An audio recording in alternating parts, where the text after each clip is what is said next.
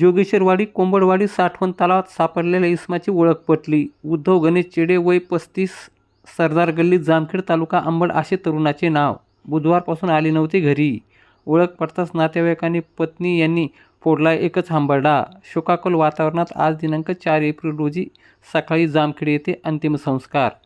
काल दिनांक 3 एप्रिल रोजी जालन्याच्या अंबड तालुक्यातील जामखेड गावाशेजारी असलेल्या जोगेश्वरवाडी कोंबडवाडी शिवारातील साठवण तलावातील पाण्यावर एक अंदाजे 35 ते 40 वयाच्या अज्ञात तरुणाचे प्रेत तरंगत असताना आढळून आल्याने एकच खळबळ परिसरात उडाली होती.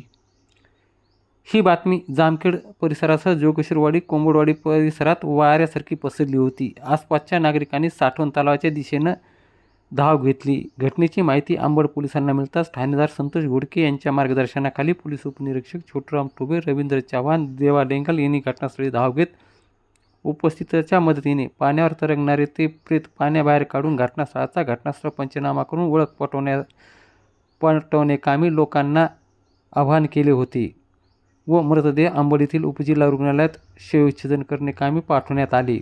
दरम्यान जामखेड येथील तरुण बुधवारपासून घरी न आल्याने घरातील नातेवाईक यांनी अंबड येथील रुग्णालयात येऊन सदर बॉडी हातातील कडे, दोरा, गोंदलेला टॅटू पाहून ओळख पटवली. ओळख पडताच नातेवाईकांनी एकच हंबरडा फोडला. वैद्यकीय अधिकारी डॉक्टर शिंदे यांनी शवविच्छेदन केले तर पोलिसांनी मरणोत्तर पंचनामा केला.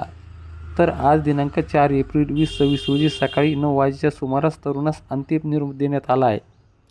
मयत उद्धव गणेश चेडे यांच्या पश्चात पत्नी, मुलगा, मुलगी, आई, वडील, भाऊ, बहीण असा परिवार आहे. घटनेमुळे परिसरात एकच हळहळ व्यक्त करण्यात येत आहे.